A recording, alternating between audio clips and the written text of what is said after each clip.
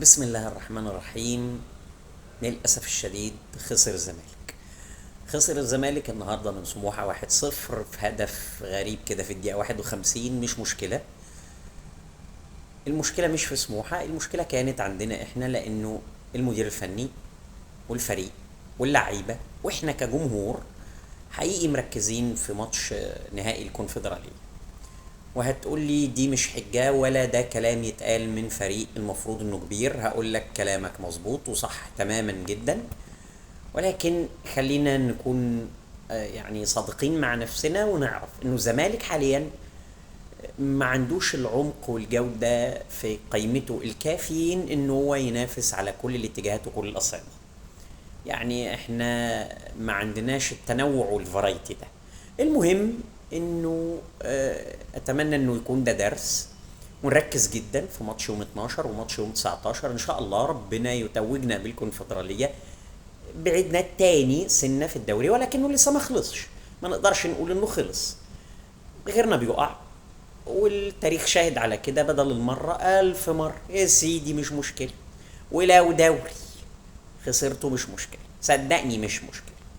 المهم تركز انك تستعيد شيء من بريقك على المستوى القاري، طبعا بانك تتوج ان شاء رب العالمين ان شاء رب العالمين ان شاء رب العالمين بدون مقاطعة ببطولة الكونفدرالية، وتاخد مقعد منافس على السوبر الافريقي.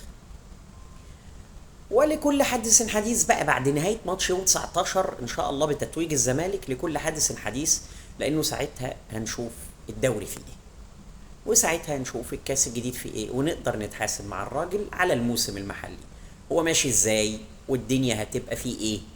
دي القصة من طقطق لسلام عليكم. ان شاء الله في فيديوهات جديدة، وغالبا تبقى بكرة معانا او بعد بكرة بالكتير على نفس القناة. اتمنى ان انتوا تتابعوني علشان في جوائز من الاخر، جوائز علشان الدميري مش بيضحي بقى، الدميري بيقتل نفسه بقى، الدميري بيستشهد بقى، الدميري بعد الاخر بشوية. جوائز في ماتش نهائي الكونفدرالية ان شاء الله كبيرة جدا جدا جدا.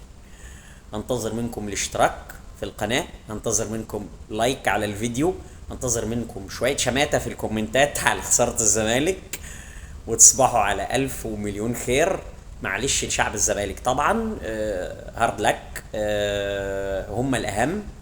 ومبسوط جدا من الجمهور اللي حيا اللعيبة، وأتمنى إنه ده يبقى الاتيتيود بتاعنا على طول، ودي الروح اللي تبقى غالبة لحد ما إن شاء الله نشوف إيه اللي هيحصل.